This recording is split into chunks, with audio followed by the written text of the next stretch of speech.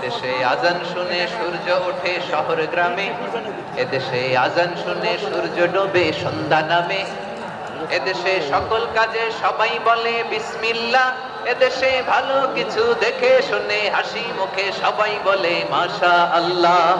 সুবহানাল্লাহ সুবহানাল্লাহ সুবহানাল্লাহ সুবহানাল্লাহ সুবহানাল্লাহ সুবহানাল্লাহ সুবহানাল্লাহ সুবহানাল্লাহ। ও নবীন তরুণ তোমার কিসের এত ভয়, জেনে রেখো বাংলাদেশের আসল পরিচয়। বাংলাদেশের আসল পরিচয় ইসলাম। আওয়াজ তুলে বলো, আসল পরিচয় কি?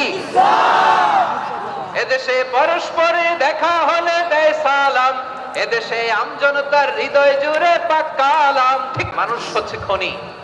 এই ধাক্কা ধাক্কি আমি জানি এগুলো ভালোবাসার ধাক্কা ধাক্কি, এজন্য আমি সহ্য করে নেই। এগুলো যে ভালোবাসার ধাক্কা ধাক্কি এটা আমরা বুঝি।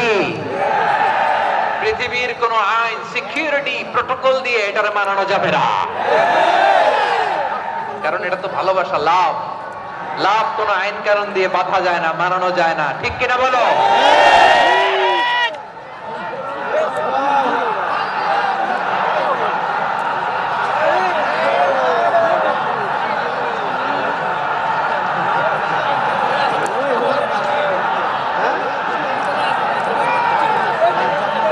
ঠিক আছে, বসুন বসুন বসুন। আল নাসু মাআদিন, মানুষ হচ্ছে খনি। এই খনির যত্ন নিতে হবে। আমার মা বাবা যারা এসেছেন, আপনার ছেলে মেয়ের যত্ন নেন। আপনার ছেলের মধ্যে যে কি পটেনশিয়াল আপনি জানেন না। আপনার এই ছোট্ট অবুঝ ছেলেটাই আগামী দিনের শায়েখ আহমদুল্লাহ হবে। আপনার হেফজখানায় পড়া ওই ছোট্ট ছেলেটাই আগামী দিনের আল্লামা মামুনুল হক হবে। আপনার ওই ছেলেটা আমির হামজা হবে, আব্দুল হাই সাইফুল্লাহ হবে। এভাবে বড় বড় আলেম হবে, তারা যুগ শ্রেষ্ঠ আলেম হবে। সেই একদিন এই বাংলাদেশের পার্লামেন্টে যে বক্তব্য দিয়ে যশোরের পক্ষে কথা বলবে। আপনি জানেন না, কাউকে ছোট করবেন না। আপনি ওর কনফিডেন্স আপনি কমাবেন না, আপনি কমাতে পারেন না। প্যান্ডেলে আমার যে মা বোনেরা আছেন, ছেলে মেয়েদেরকে কখনো ছোট করে কথা বলবেন না। ও যে কোথায় যাবে আপনি জানেন না। আপনি মা হয়ে তাকে সাহস দিবেন, তার কল্পনার জগৎটাকে সাজাতে তাকে উৎসাহিত করবেন। ঠিক কিনা বলেন? আর আমার প্যান্ডেলের আমার প্রিয় শ্রদ্ধাশীলা মায়েরা বোনেরা, আপনারা তো আরো দামি সম্পদ। বিশ্বনবী বলেন, আর দুনিয়া কুল্লুহা মাতা। আল্লাহ আল্লাহ আল্লাহ। বিশ্বনবীর কথার ওজন দেখেন। আর দুনিয়া কুল্লুহা মাতা ওয়া খায়রু মাতা'আদ দুনিয়াল মারআতুস সালিহা। বিশ্বনবী বলেন, দুনিয়ায় যা দেখো সব আল্লাহর দেওয়া অ্যাসেট, মানে সম্পদ। আর এত অ্যাসেটের ভিড়ে সবচেয়ে শ্রেষ্ঠ সম্পদ হচ্ছে নেককার নারী। সুবহানাল্লাহ। ভাইয়েরা বোনের সাথে খারাপ আচরণ করো না, সন্তান মায়ের সাথে খারাপ আচরণ করো না। আমাদের মায়েরা আমাদের asset, they are our priceless asset. কারণ এই মায়েদের পেটে এসেছে আল্লাহর ওলিরা, এই মায়েদের পেটে এসেছে খান জাহান আলী, এই মায়ের পেটে এসেছে শাহজালাল ইয়ামানি, এই মায়ের পেটে এসেছে আল্লাহর সব নবীরা। নাকি নবীরা আকাশ থেকে ধপ করে জমিনে নেমে আসছে? মায়ের পেটে আসছে। এই মায়ের পেটগুলো খনি। আমার সম্মানিতা মায়েরা বোনেরা, নিজেকে ইসলাম দিয়ে সাজান, নিজেকে ইসলাম দিয়ে সাজান, নিজেকে পবিত্র রাখুন, নিজের আব্রু ইমান ইজ্জতের হেফাজত করুন, কোরআন পড়ুন, সুন্নাহ পড়ুন। আপনি জানেন না আপনার গর্ভে কে আসছে, কোন ক্ষণজন্মা পুরুষকে আল্লাহ তাআলা আপনার গর্ভে পাঠাবে আপনি জানেন না। মায়েরা নিজেদেরকে পবিত্র রাখুন, ইসলাম চর্চা করুন, কোরআন চর্চা করুন, নৈতিকতা দিয়ে নিজেকে সাজান। যশোরের জেনজি, নিজেদেরকে প্রস্তুত রাখো আগামীর বাংলাদেশের জন্য। নৈতিকতা, মোরালিটি, ভ্যালিউজ দিয়ে নিজেকে সাজাও, ইসলাম দিয়ে নিজেকে সাজাও। কারণ আগামীর বাংলাদেশ ইসলামের বাংলাদেশ। বাংলাদেশের আসল পরিচয় ইসলাম। বাংলাদেশের আসল পরিচয় কি? সবাই বলে না। বাংলাদেশের আসল পরিচয় কি? এই ইসলাম নিয়ে আমরা সংসদ ভবন সাজাবো, রাজি আছি না নাই? শেকড় খুলে যাওয়া যাবে না, আমরা ধাপে ধাপে শারিয়া আইনের দিকে যাব ইনশাআল্লাহ। কিন্তু জঙ্গিবাদ দিয়ে নয়, কট্টরপন্থা দিয়ে নয়, আমরা ইন্টেলেকচুয়ালি গ্রাজুয়ালি ধাপে ধাপে শারিয়া আইনের দিকে মুভ করব ইনশাআল্লাহ। বলো লিল্লাহি তাকবীর। এদেশের আসল পরিচয় সবাই বলে না, আওয়াজ করে, এদেশের আসল পরিচয়। এদেশে আজান শুনে সূর্য ওঠে শহর গ্রামে, এদেশে আজান শুনে সূর্য ডোবে সন্ধ্যা নামে, এদেশে সকল কাজে সবাই বলে বিসমিল্লাহ, এদেশে ভালো কিছু দেখে শুনে হাসি মুখে সবাই বলে মাশা আল্লাহ, সুবহানাল্লাহ সুবহানাল্লাহ সুবহানাল্লাহ সুবহানাল্লাহ সুবহানাল্লাহ সুবহানাল্লাহ সুবহানাল্লাহ সুবহানাল্লাহ। ও নবীন তরুণ, তোমার কিসের এত ভয়? জেনে রেখো বাংলাদেশের আসল পরিচয়। বাংলাদেশের আসল পরিচয় ইসলাম। আওয়াজ তুলে বলো, আসল পরিচয় কি? এদেশে পরস্পরে দেখা হলে দেয় সালাম, এদেশে আমজনতার হৃদয় জুড়ে পাক্কা আলাম, ঠিক কি না? এদেশে বিপদ এলে সর্বজনে সর্বক্ষণে দোয়া পড়ে ইন্না লিল্লাহ সুবহানাল্লাহ সুবহানাল্লাহ সুবহানাল্লাহ সুবহানাল্লাহ। এদেশে আজান শুনে সূর্য ওঠে শহর গ্রামে, এদেশে আজান শুনে সূর্য ডোবে সন্ধ্যা নামে, এদেশে সকল কাজে সবাই বলে বিসমিল্লাহ, এদেশে ভালো কিছু দেখে শুনে হাসি মুখে সবাই বলে মাশা আল্লাহ সুবহানাল্লাহ। আওয়াজ করে সুবহানাল্লাহ সুবহানাল্লাহ সুবহানাল্লাহ সুবহানাল্লাহ। সবাই একসাথে সুবহানাল্লাহ সুবহানাল্লাহ সুবহানাল্লাহ সুবহানাল্লাহ। এদেশের আসল পরিচয় কি? আওয়াজ করে বলতে ভয় লাগে। এদেশের আসল পরিচয় কি? ইসলাম দিয়ে আমাদের সংসদ ভবন চলুক, আমরা চাই কি চাই না? বঙ্গভবনে লা ইলাহা ইল্লাল্লাহর পতাকা উড়ুক, আমরা চাই কি চাই না? প্রতিটি জেলা অফিসে, ডিসি অফিসে লা ইলাহার পতাকা ঝুলুক, আমরা চাই কি চাই না? কারা চাই হাত তুলে আল্লাহরে দেখায়।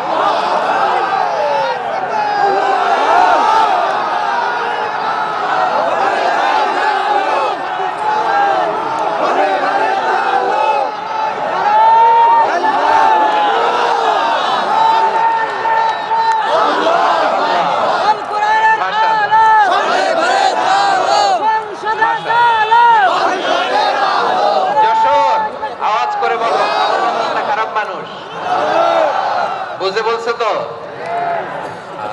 মানুষ ভালো হলে যে কত ভালো। এই মানুষকে যত্ন নিলে, মানুষকে মানুষ বানালে যে সে কি হতে পারে শুনবা? হ্যাঁ, নাকি মোনাজাত দিয়ে দিব? শুনবা? তাহলে থামতে হবে। থামো, আমি যখন বলবো থামো থামো, তাকবীরের সময় দিলে তাকবীর, থামো থামো। মানুষকে যত্ন নিলে, হ্যাঁ এদিকে এদিকে, ড্রোন নামায় ফেল, হয়েছে, ড্রোনের ফুটেজ হয়ে গেছে, এবার ড্রোন নামায় ফেল, আমার দিকে তাকাও। মানুষকে, তোমরা এদিক সেদিক তাকালে তো গুরুত্বপূর্ণ পয়েন্ট মিস হয়ে যাবে। এদিকে এদিকে, হ্যাঁ মাস, ঠিক আছে। মানুষকে যত্ন নিলে মানুষের মধ্যে যারা কি পটেনশিয়াল রেখেছে, আমি জাপানের দুইটা উদাহরণ দেই। জাপানের, এই এই এভাবে এভাবে হবে, হয় বসো নয় পেছনে, কথা নাই, কথা তো বলাই যাবে না, হারাম কথা বলা আছে, একেবারে চুপ। আজকের জন্য হারাম করে দিছে আমি, কিছু সময়ের জন্য একেবারে নিষিদ্ধ। জাপানের দুইটা উদাহরণ দেই, খেয়াল করে একটু শুনেন, বুঝবেন। আল্লাহ, 2022 সালে জাপানের সাথে জার্মানির খেলা, ফিফা ওয়ার্ল্ড কাপ 2022, এক পক্ষে জাপান, আরেক পক্ষে কোন দেশ? কথা শুনে নাই। এক পক্ষে কোন দেশ? আরেক পক্ষে? সবাই এক পক্ষে, আরেক পক্ষে।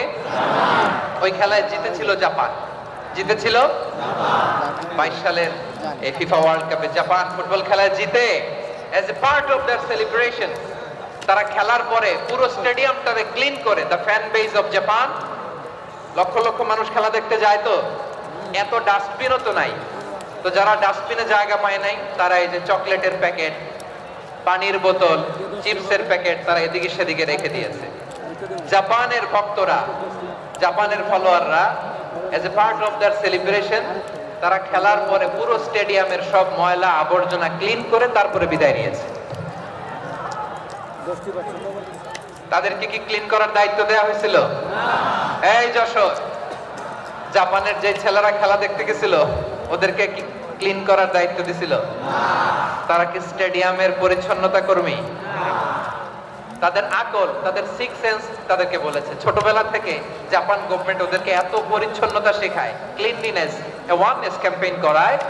ক্লাসে আমি দেখেছি, ক্লাসে নিজের বেঞ্চ নিজে মুছে, ক্লাসের মাঝখানে একটা সময় দেয়, নিজের টেবিল নিজে মুছে, নিজের ক্লাসরুমটা নিজে পরিষ্কার করে। রাস্তাঘাটে একটা ধুলা নাই, ময়লা নাই, একটা টিস্যু নাই।